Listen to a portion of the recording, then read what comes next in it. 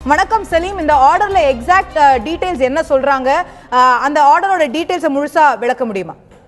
அதாவது இன்னும் பத்திரிகை செய்தி வரல. ஆனா தேர்தல் ஆணைய வட்டாரங்கள் தகவல் சொல்லிட்டாங்க. இந்த மாதிரி இரட்டை இலை சின்னத்தை முடக்கி இருக்கிறார்கள் அப்படின்னு சொல்லி. இதற்கு என்ன காரணம் அப்படின்னா, தேர்தல் ஆணையத்துல அதாவது நம்ம பேசி பார்க்கும் பொழுது என்ன சொல்றாங்க, தேர்தல் ஆணையம் இது போன்ற ஒரு சிக்கல் வரும் பொழுது சின்னம் யாருக்கு என எப்படி முடிவு செய்வார்கள் என்றால், இரு தரப்புல யாராவது ஒரு தரப்பினர் தேர்தல் ஆணையத்தை கட்சி எங்களிடம்தான் இருக்கிறது, சின்னம் எங்களுக்குத்தான் சொந்தம், இது பாரம்பரிய சின்னம், நாங்கள் தான் போட்டியிடுவோம் என்று தேர்தல் ஆணையத்தை, அதாவது தேர்தல் ஆணையம் திருப்தி அடையும் முறை முழு தகவல்களையும் அவர்களிடம் அளித்து விட்டால் தேர்தல் ஆணையம் முடிவெடுத்து விடும். ஓகே, நாம இவங்க தான் நமக்கு எல்லா தகவலும் கொடுத்திருக்காங்க, இவங்களுக்கே சின்னம் கொடுத்துடலாம் அப்படின்னு சொல்லி முடிவெடுக்கும். ஆனால் இப்பொழுது என்ன ஆயிருக்கு அப்படின்னு சொல்லி பாத்தீங்கன்னா, ஓபிஎஸ் அணி சார்பாக ஏற்கனவே, அதாவது பொதுச் செயலாளராக சசிகலா தேர்வு செய்யப்பட்டதே மிகப்பெரிய கேள்விக்குறியாக இருக்கும் இந்த நேரத்தில், நீங்கள் சின்னத்தை சசிகலா அணிக்கு கொடுத்தீர்களானால் சசிகலாவை அங்கீகரிப்பதற்கு சமம். அவர் சிறை தண்டனை பெற்று இப்பொழுது ஜெயிலில் இருக்கிறார். அவருடைய தேர்வே கேள்விக்குறி. முக்கியமாக ஒரு கட்சியை பொறுத்தவரை ஒரு சின்னத்தை யார் வேட்பாளருக்கு கொடுப்பார்? ஒரு கட்சியின் பொதுச் செயலாளர் வேட்பாளருக்கு, நாங்க இடைத்தேர்தல நிக்க போறீங்க, இந்த சின்னத்துல நில்லுங்க, நம்ம சின்னத்துல அப்படின்னு சொல்லி கொடுப்பாங்க. ஆனால் கட்சியின் பொதுச் செயலாளர் பதவியே கேள்விக்குறியாக இருக்கும் பொழுது அவர் எப்படி சின்னத்தை ஒதுக்கி தர முடியும்?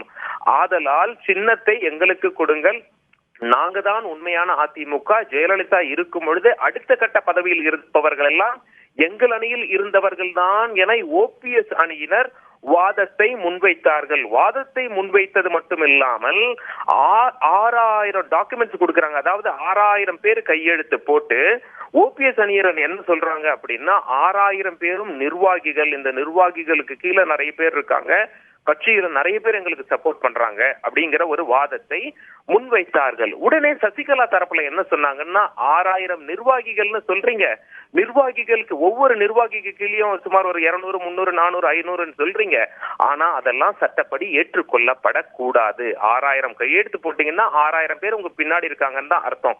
இப்படிங்கிற மாதிரி வாதங்களை மாறி மாறி முன்வைத்தார்கள்.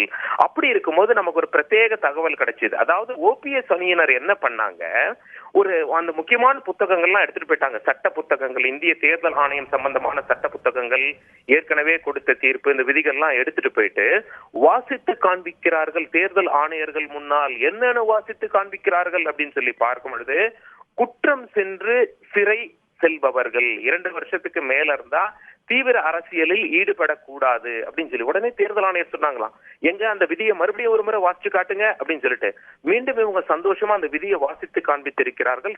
தேர்தல் ஆணையர்களும் கேட்டுக்கொண்டிருக்கிறார்கள். வெளியே இதுதான் சொன்னாங்க, நாங்க இந்த பாயிண்ட மென்ஷன் பண்ணி சசிகலா அவர்கள் பொதுச் செயலாளராக தேர்வு செய்யப்பட்டதே செல்லாது என்பதால் சின்னத்தை அவர்களுக்கு ஒதுக்க கூடாது, அது மட்டும் இல்ல அதிக தண்டனை பெற்றவர்கள் தீவிரமாக அரசியலில் ஈடுபடக்கூடாது அப்படிங்கிற ஒரு முக்கியமான பாயிண்ட நாங்க வாசிக்கும் போது திரும்ப வாசிங்க அப்படின்னு சொல்லி தேர்தல் ஆணையம் கேட்டார்கள். அதில் எங்களுக்கு சந்தோஷம் அப்படின்னு சொல்லி அவங்க சொல்றாங்க. அதாவது ஓபிஎஸ் அணி அவர்களுடன் பேசி பார்க்கும் பொழுது என்ன சொல்றாங்க, சின்னம் எங்களுக்கு கிடைக்கல அப்படின்னா கூட சின்னம் முடக்குவதே எங்களுக்கு வெற்றியாக கருதுகிறோம் நாங்கள் அப்படிங்கிற மாதிரி தனிப்பட்ட முறையில, கேமரால இல்ல, தனிப்பட்ட முறையில சொன்னாங்க. ஏன் அப்படின்னா, நாங்கள் ஒரு தனி அணியாக பிரிந்து நிற்கிறோம் என எங்களுக்கு ஒரு அங்கீகாரம் இது அப்படின்னு சொல்லி ஓபிஎஸ் அணி சொல்றாங்க. சசிகலா அணி இன்னைக்கு என்ன சொல்லி வாதாடினாங்க, அதாவது தேர்தல் ஆணையர்கள் முன்பு அப்படின்னு சொல்லி பார்த்தா, அதிமுகவில் பிரிவு கிடையாது, அதிமுக என்பது ஒரே ஒரு கட்சி தான், ஒரு சின்ன அணி மட்டும்தான் பிரிஞ்சு போயிட்டாங்க, அவங்கள தனி அதிமுகவா பார்க்க முடியாது, அதிமுகவில் பிளவே கிடையாது, நாங்கள் தான் அதிமுக அப்படின்னு சொல்லி இவங்க வாதத்தை முன்வைத்தார்கள். ஆனால் ஓபிஎஸ் அணி என்ன சொல்றாங்க, இல்லை இல்லை, நாங்கள் ஒரு பெரிய அணியாக இருக்கின்றோம், எங்கள் பின்னாடி நிறைய தொண்டர்கள் இருக்கிறார்கள். சலீம், நீங்க இந்த வைக்கப்பட்ட வாதங்கள் எல்லாம் விரிவா சொல்லிருந்தீங்க. தற்போது இந்த ஒரு ஆணையில இரட்டை இலை சின்னம் தொடர்பான விஷயங்கள் மட்டும்தான் பேசப்பட்டிருக்கிறதா? பொதுச் செயலாளருடைய நியமனம் தொடர்பாக ஏதாவது தேர்தல் ஆணையத்திலிருந்து ஆர்டர் கொடுக்கப்பட்டிருக்கிறதா, இல்ல அது அடுத்த கட்டமா மீண்டும் விசாரணை தொடர்றதுக்கான வாய்ப்பு இருக்கிறதா? அதை பத்தி என்ன சொல்றாங்க?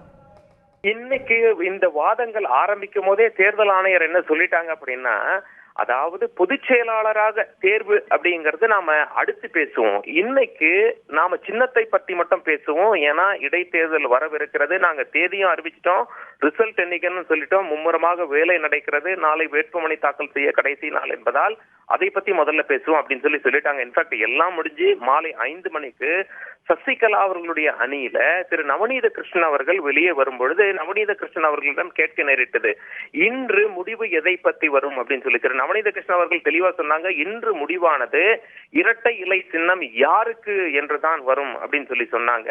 அதனால பொதுச் செயலாளராக சசிகலா தேர்ந்தெடுக்கப்பட்டது செல்லுமா செல்லாதா என்ற வாதம் இன்னொரு நாள் நடைபெறும், தீர்ப்பு இன்னொரு நாள் வரும். ரைட். சோ அது தொடர்பான வாதங்கள் தொடருது அப்படிங்கறத சொல்றீங்க. இப்ப இந்த முடக்கம் அப்படிங்கிறது தற்போது தேர்தல் ஆணையம் கொடுத்திருக்கக்கூடிய ஒரு தற்காலிக முடிவாக மட்டுமே இருக்கிறதா? அப்போ பொதுச் செயலாளர் அவர்களுடைய நியமனம் சார்ந்து அடுத்த கட்டமாக மீண்டும் விசாரணைகள் நடைபெறுமா, இல்ல அந்த ப்ராசஸ் அடுத்த கட்டமா எப்படி தொடரும் சலீம்?